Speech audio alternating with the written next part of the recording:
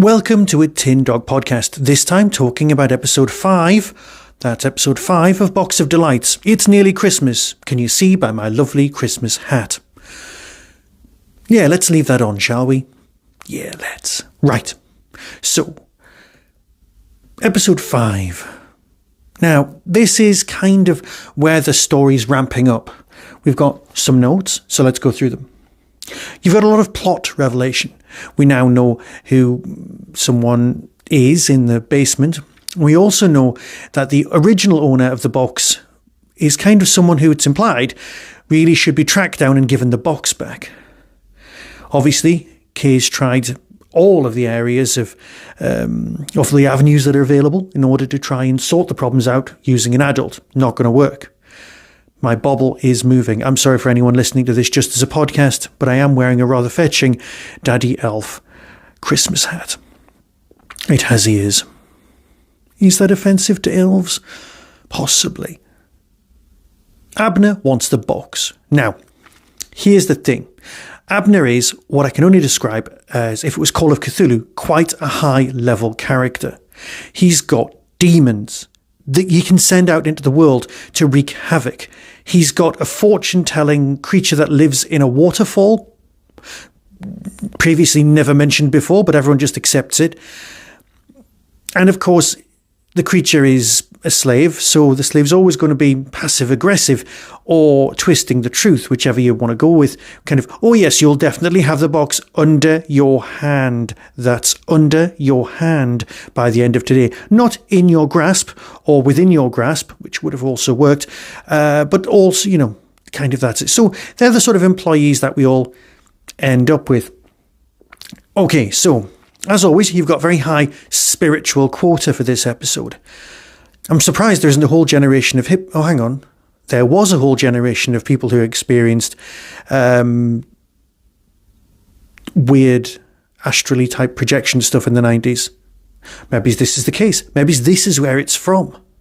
This is the root cause of the New Age beliefs that we sort of were so permanent in the 90s and early noughties. A lot of people believing in the Herne the Hunter, the Green Man, turning away from classic Christianity religions, and then maybe it all gone into their heads at a very early age. Is that what this is responsible for? Oh, right. It's set in 1934. We now have a concrete fixed date. We know that the villains in this point are notoriously always going to be a bit European, usually historically in narrative. But narrative. But here we've definitely got Abner, who's down as English. However, Highlander, bear with. You've got an immortal who's Spanish, Ramirez, or an immortal who's Spanish, who's Patrick Troughton's character, wandering the earth trying to find a reason for being. Do you think that had something to do with it? Highlander came out a few years later. But of course, we're dealing with an actual novel from 1934. Am I saying it had lots of influences on other things? I don't know. Very probable. So it's 1934, and the church is celebrating its 1000th birthday, which means it was 934, which is more than 100 years before the French invasion and complete takeover of Britain. Which means the cathedral is pre-Norman. Now, I know there's quite a few of those around, but it's impressive. Oh, yeah, now that brings me back to time travel. Time travel in this is brought to us by the gift of CSO again, and plastic puppets. Well, not plastic puppets, sorry, paper puppets. And the paper theatre is seen in one of the other seasons, which is quite nice. So you've got that going on, the nice paper thing, but then he travels back in time, and the first stop, apparently, is some scenes from the Bayeux Tapestry in cut-out doll form. And then he flies over some pyramids, which are actually earlier than the Greek-Trojan War period that you've got going on when he finally arrives, and he's in without shadow. Right, sorry, he just phones up Herne the Hunter and then gets told he can time travel without shadows. Yeah, this is all quite deep stuff, and very impressive, genuinely.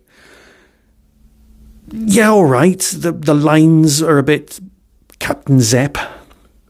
Oh, I'm sorry, it's not a reference anybody really wants. And then you end up meeting who I can only describe as a cross between the man in a shack and Slotty Bartfast.